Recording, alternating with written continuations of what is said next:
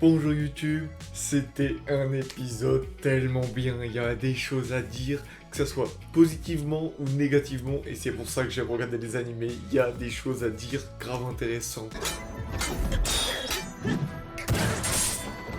Et voilà, genre comment avoir un bon week-end comme ça, genre tu regardes Damnashi et t'es heureux pour plusieurs raisons. Avant de commencer cette vidéo, je tiens à vous dire que après toute ma review, je vais faire une petite annonce pour la chaîne. Restez jusqu'au bout et vous verrez bien. C'est parti, parce que voilà, on n'a plus de temps à perdre. Là, c'était trop bien, franchement, c'était trop bien. Mais, comme je disais, j'ai été aussi plutôt déçu, et pas qu'un peu, sur plusieurs choses.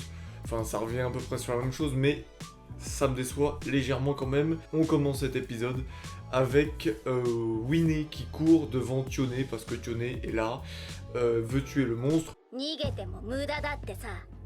Il court le monstre, au bout d'un moment, le monstre, il sauve une enfant.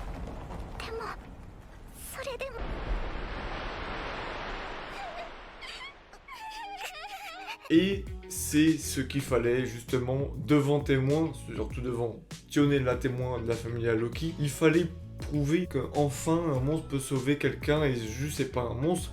Donc pour que les mentalités commencent à changer petit à petit. On va revenir sur ça plus tard dans l'épisode parce qu'il y a eu la même chose avec Eyes, mais on a eu vraiment un petit truc avec Tioné. La seule chose, et que j'ai toujours pas dit, et que je suis étonné que j'ai pas dit, et que je comprends toujours pas après 11 épisodes, c'est pourquoi ils ne parlent pas les monstres. Pourquoi tu lui dis pas juste, même quand je lui dis je sais pas si tu comprends et tout, pourquoi tu lui dis pas oui je comprends, il faut que je parte et tout? Genre, mais moi je le comprends vraiment pas. Surtout que après tu l'as fait parler juste derrière. Et que ça changeait strictement rien pour le personnage. Genre, même pas Eyes elle a été choquée ni rien. Juste elle lui dit arrête de parler, quoi. C'est quand même... Enfin, moi je comprends pas, c'est chelou. Ils pourraient parler depuis qu'ils sont dans le donjon, quand ils se sont fight depuis dans le donjon. Bref, sauvetage de l'enfant de Winnie qui affronte sa propre peur, son propre dégoût d'elle-même, d'être un monstre, et en se disant bah il m'a sauvé même si j'étais un monstre, donc moi aussi je peux sauver les gens même si je leur fais peur, c'est pas grave, tant que je les sauve.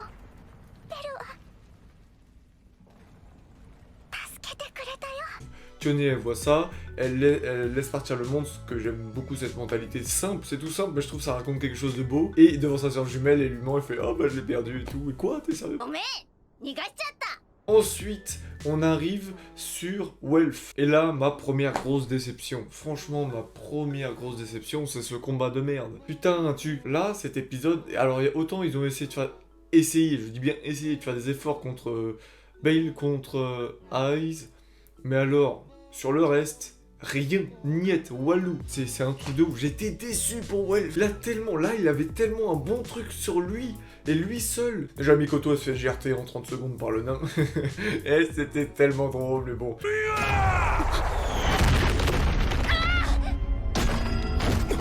Mikoto!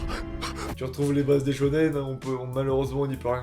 Là, t'as Welf qui hésite à sortir sa nouvelle arme magique de glace. Je sais pas pourquoi il est orienté glace d'un coup comme ça. Peut-être ça va être expliqué. Et deuxième fois, on peut voir que une déesse a pris encore une décision d'aller dans la familia Estia. Et en plus, ça marche sur le fait que la déesse Héphaïstos, donc qui a pris le parti de la déesse Estia, elle qui s'interrogeait 2 ou 3 épisodes précédents, avec Take et encore l'autre dieu, et ben va aider Estia vraiment, et en plus elle le fait aussi pour Welf qui était son enfant précédemment. Je trouve que ça raconte quelque chose de beau. Et en plus elle envoie une aventurière de rang 5, il me semble, de tête, il me semble qu'elle est de rang 5.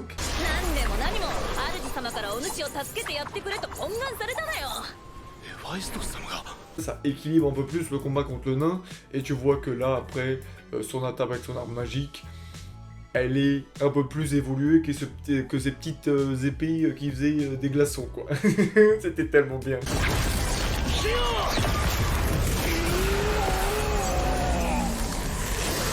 Mais sauf que voilà, on a fait ça, l'autre qui dit ouais t'as vu, il est pas mort dans ton truc de glace, c'est terminé. Voilà, on a fini le truc de Welf. Il avait tout un truc qui se développait au fur et à mesure. Et ben voilà.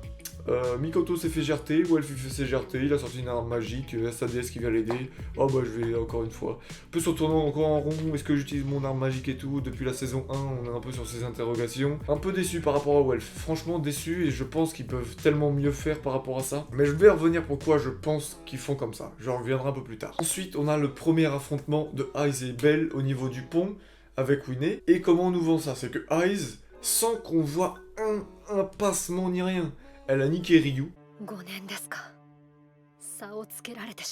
Putain, mais un combat qu'on veut voir de ouf. Ryu, on nous l'a vendu, genre badass et tout, même dans la saison 1 contre le Goliath. En fin de saison, elle était badass de ouf avec ses sorts, elle faisait incantation en même temps, c'est un truc de ouf. Elle a vengé toute sa familia.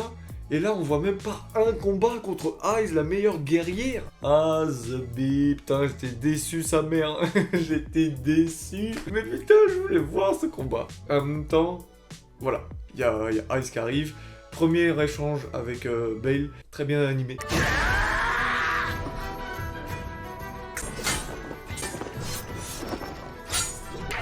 On voit que Bale s'est amélioré, mais il a quand même aussi son augmentation de niveau, mais même en augmentant d'un niveau, lui serait niveau 4, elle est niveau 6, on suit logiquement le fait qu'il peut pas non plus niquer Aiz comme ça, et surtout qu'elle est même pas au maximum, elle le montre, elle est au maximum sans sa magie. En tout cas, c'est super intéressant, parce que premier combat, très bien animé, très facile, la transition du genre je fuis en balançant des cailloux sur la meuf.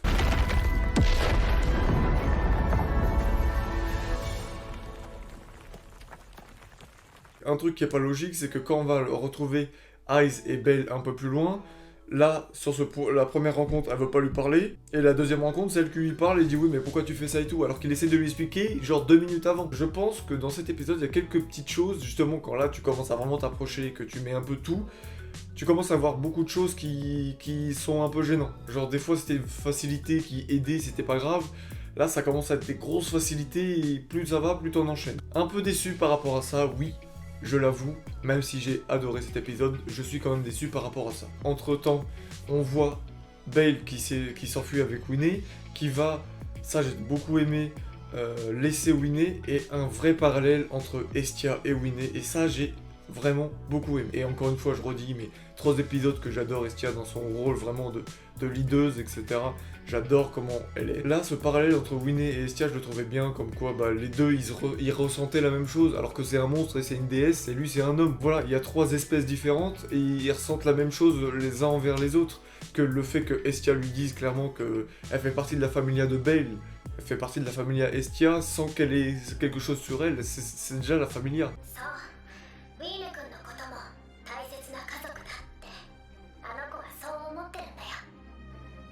Moi je pense que Winnie va finir dans la famille Estia. J'espère, ça serait beau, ça serait vraiment très beau qu'elle soit entre guillemets la première monstre, et peut-être même la seule, à faire partie d'une famille. Il y aurait déjà beaucoup de choses à raconter, même si, comme on a fait un gros arc sur les monstres, ça m'étonnerait qu'on développe beaucoup plus que ça, mais ça pourrait vraiment être très bien développé. Bref, en même temps, on a un autre combat avec Bale et Aiz.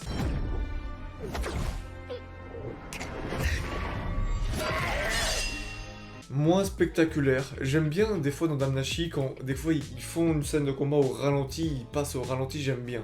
Sauf que là, c'était vraiment... Les mecs, pour la saison 4, s'il y en a une, faut mettre taquet sur l'animation, là, ça commence à être limite, hein, on est en 2020, quand tu vois Demon Slayer en face, quand tu vois même One Piece, c'est mis à jour, t'as l'impression de là, tu sens que l'animation a un peu du retard, quoi, parce que franchement, ouais, le combat de Aiz et Belle, il était bien la première partie, mais la deuxième partie, c'était vraiment pas ouf, quoi. Genre, tu te l'imagines plus dans ta tête, hein. Tu te l'imagines plus dans ta tête. Ah non, mais j'ai oublié de dire ça, putain, je fais tout ça dans le désordre, enculé. Juste avant ça, désolé, il y a Haruhime qui retient contre l'homme-loup, et t'as Aisha, quand l'autre a fait l'incantation, qui vient aider Haruhime.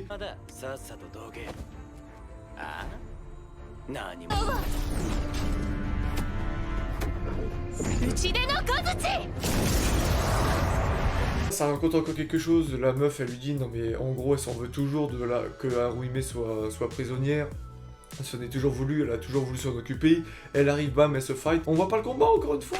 Là on a encore une fois, comme l'épisode précédent, Ryu Aiz. Là on voit Beth et Aisha un échange, et après tu la vois allongée telle une merde.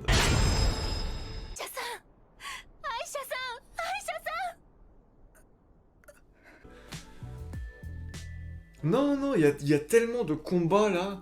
Justement, c'est ça que je voulais. J'étais tellement heureux d'avoir ça, mais on peut pas les avoir ces combats. On peut pas les avoir. C'est tellement triste.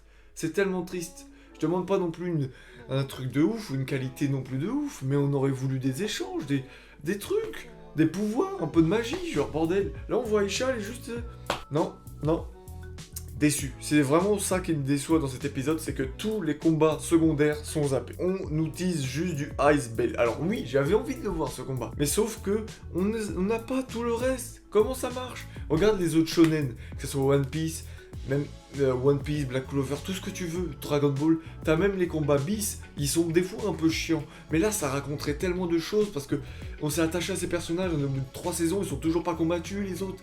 On aurait enfin eu des choses, et je te demande pas de faire non plus 3 épisodes, tu fais un demi-épisode par personnage, t'as des choses qui peuvent être intéressantes. Ça, c'est vraiment dommage, parce qu'on est obligé de se les imaginer. Et moi, je pense qu'en manga, c'est fait, mais pas en animé.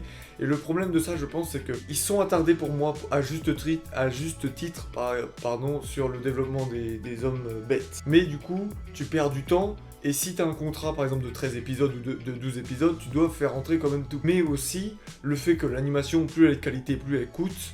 Et Damnashi, on peut voir, c'est une animation très simple. Et pourtant, ça marche quand même. Du coup, c'est un peu une recette facile. Genre, entre guillemets, on met pas beaucoup, mais ça nous rapporte pas mal. Et donc, pour l'instant, ils ont aucun intérêt à améliorer l'animation, malheureusement. Donc, je pense que c'est pour ça qu'on n'a pas le droit à ces combats. Et je suis sûr que dans le light novel, dans le manga, les personnes me diront dans les commentaires, on a le droit à ces combats. Bref, en tout cas, donc oui, on revient, donc Aiz et... Donc il y a Belle qui se fight contre As pour que Winnie se barre. Et là, une scène très touchante qui marche de ouf. Winnie qui vient au secours de Belle en s'opposant contre Aiz, mais sans violence, sans aucune... La seule personne qui est violente dans cette histoire, c'est Aiz. Déjà, là, ça raconte quelque chose. Ensuite, elle essaie de le convaincre en parlant avec Aiz, elle lui dit non, tu peux pas, tu vas faire du mal et tout. On sent qu'il y a eu peut-être un traumatisme avec Aiz. Si on fait la saison parallèle, si on fait encore 2 saisons parallèles par rapport à Aiz, je pense qu'on va découvrir le fait que de son côté, elle a vu des monstres tuer des gens et tout, même avec la gemme, parce qu'elle sait déjà ce que c'est la gemme. Tu vois Winnie qui se détruit justement devant Aiz, et Aiz elle peut rien faire, l'autre elle se vide de son sang, elle s'est enlevé toutes ses armes et tout. Tu m'étonnes qu'elle a plus la force, ça racontait tellement de trucs, la musique était tellement bien, il y a eu beaucoup de tellement dans cette phrase, mais la musique super, l'émotion était là, ça racontait quelque chose de très intéressant.